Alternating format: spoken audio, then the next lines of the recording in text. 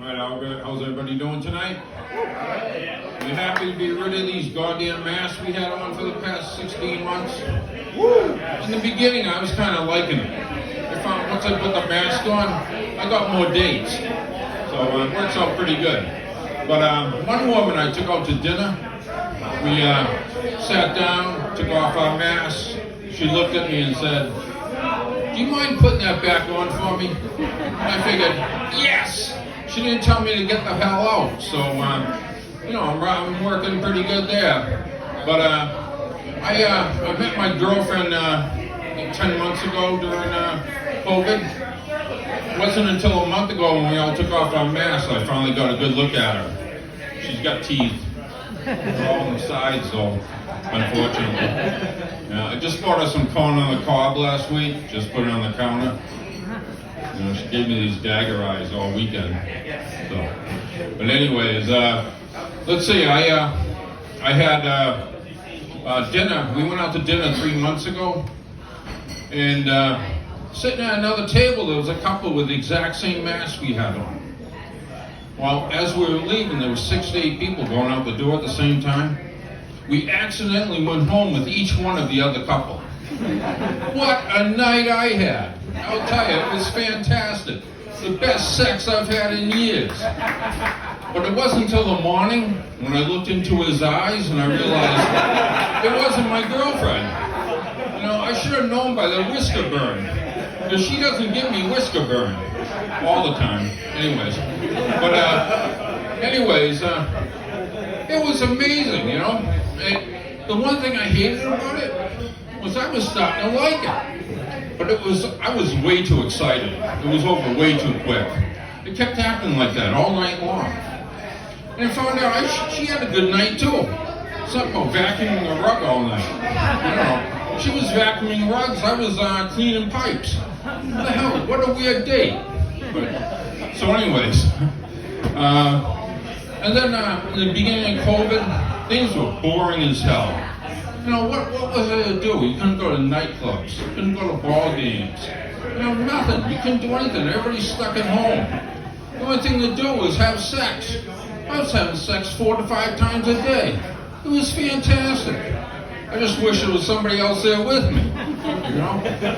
It actually got to the point where I named my right hand Jennifer. We'd cook dinner together. I'd clip his nails. I'd soak my hand in palm olive, get it nice and soft. Eventually, I grew attached to it. It was pretty good. But let's see. And then one woman I got out for a date. She wanted to do a social distancing date out in the woods with masks. A little odd. I said, okay. So we go for an hour and a half walk. Had a great time. Had a lot in common. In the end, I convinced her to take it off to give me a kiss. It was my sister. I couldn't believe it. What a shock. But what was even more surprising? She's a great kisser. Just the right amount of tongue. We're still dating. Now, there's a lot of advantages to dating your sister, We grew up in the same area. We knew a lot of the same people. We actually had the same brother. We never argue over where to go for Thanksgiving and Christmas. And she's never once said to me, "I can't wait for you to meet my parents. I took care of that a long time ago, before I even met her." And if we ever get married, she doesn't have to change her last name. There's no paperwork. And at the church, half of it would be empty. But you ever see Scarface? There's a scene in there that's repeated in a couple other movies where the victim's hanging by the shower curtain rod and he's over the tub because they don't want to get blood all over the rest of the apartment, right? And they're getting ready to chop his limbs up and everything. And I'm sitting there looking at it and I'm thinking, who the hell installed that shower curtain rod? You just look at mine sideways and it falls on the floor. Meanwhile, they got this 300-pound guy thrashing all over the place, and it's still up there, There must be some damn good blocking in those walls, I'll tell you. Just once I'd like to see it fall to the ground and him get all wrapped up in the plastic like I do, She comes home, she's got to cut me loose. And there's on the floor, all wrapped up.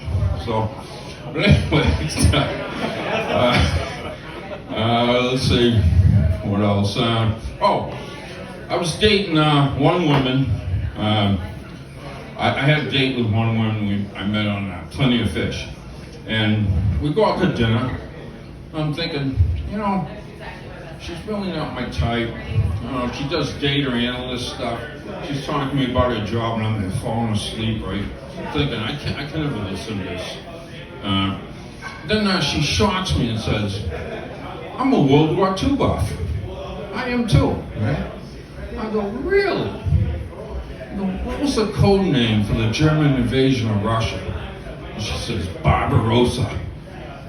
Instant boner, right? I'm there like, holy crap, I said to her, I go, what'd you think of the Battle of Iwo Jima?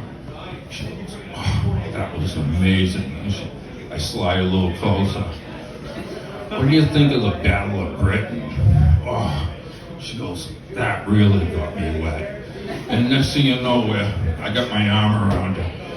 And I said, what do you think of the siege at Stalingrad? Oh, unbelievable. Next thing you know, we're in the car, we're heading to my house. And we get to my house and I go, what do you think of